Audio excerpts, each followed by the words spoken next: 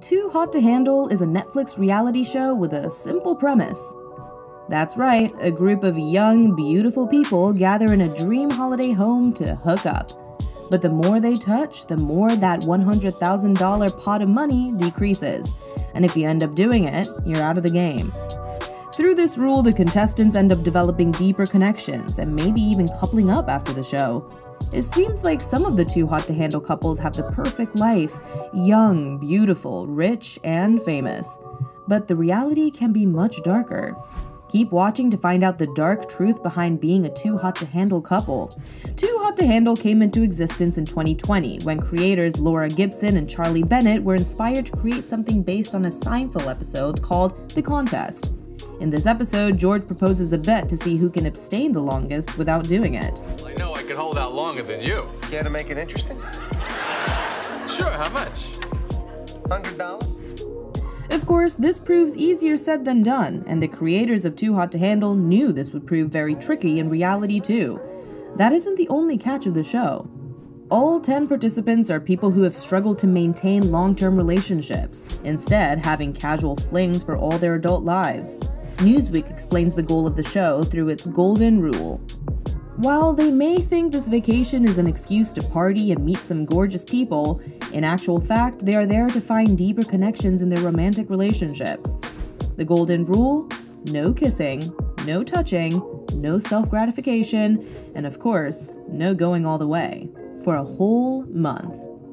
So how do the show's directors know if someone broke the rule? Well, it all comes down to Lana, the AI.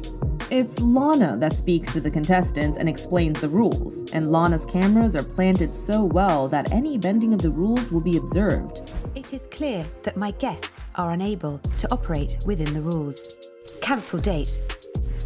But sometimes the contestants are mature enough to abstain and get the cash prize at the end of the show. I want to be a man for my family, for my future wife. Here, Marvin went on to try a long-distance relationship with him in Paris and Melinda in New York. It did not work out, nor did they go on the trip to Mexico that they had booked after the show.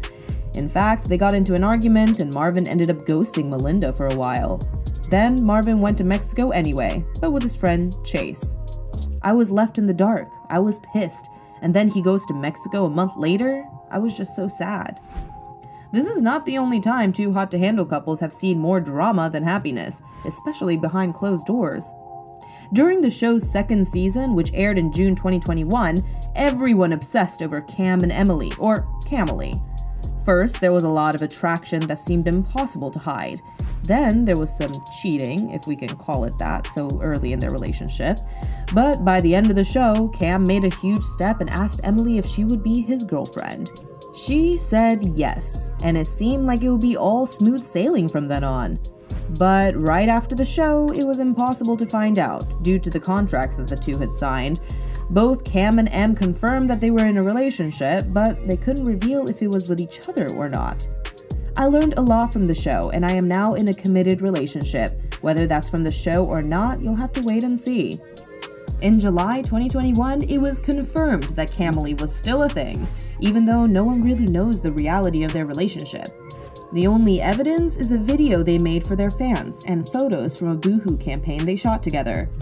There is still a lot of shady things about being a Too Hot to Handle couple, things viewers rarely see on screens. It turns out people feel betrayed much more than they feel connected. First of all, the contestants don't even know they will be on the show. A show host shows them around the house as if they were on a Love Island type of series. Then the news gets dropped on them. No hookups. Oh my god! Let's take one story. Chase, an NFL hopeful and TikTok star living in Arizona, thought his life was going to be a 24-hour, 7 days a week party when he got to Turks and Caicos to film a new reality show called Parties in Paradise. Within a day of filming, he found out that he had been tricked. There wasn't going to be any partying or anything else. He was a subject of Too Hot to Handle. I was like, put me on a phone with Katie right now. I feel so lied to, so betrayed. My trust issues went through the roof. Then, every time someone breaks the rules, everyone loses money. This means that a romantic relationship can cost the two their relationships with everyone else, and their relationship when it's based on lies. You kissed me, I didn't kiss you. You said, why don't we just go fuck now, because money doesn't matter. That didn't happen. Well, if what Francesca was saying is true, then Harry is a hypocrite. Behind the scenes, it was revealed that Harry was not on his first dating show.